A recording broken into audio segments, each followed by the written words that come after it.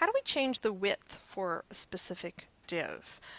In my example here, I'm trying to build a site that looks like this, and this is what I have so far. And one big thing I notice is that this yellow priority area right here, it's going across the entire, the entire width here, whereas I actually don't want it to go that far. I only want it to be small inside here. So how do I go about doing that? I will show you how. Let's go to Text Wrangler and let's see what we've got here. We already have some style applied to our priority div, the priority ID right here. And so we just want to change the width of this.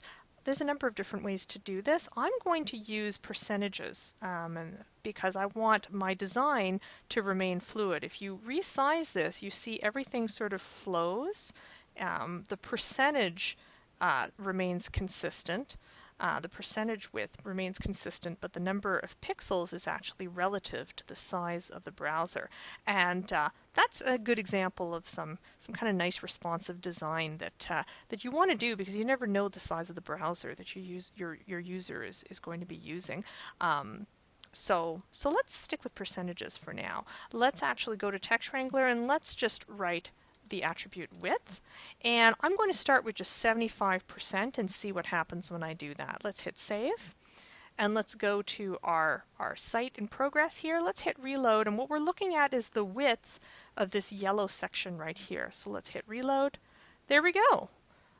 It did change. It's actually all aligned to the left, so we're going to have to figure out a way to center that, but that's okay, one problem at a time.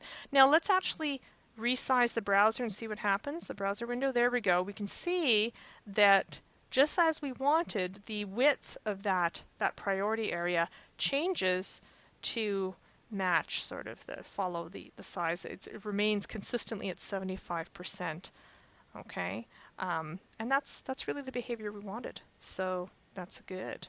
So now you know how to change the width for a specific div. I hope that was helpful. Thanks for watching, and I'll see you next time.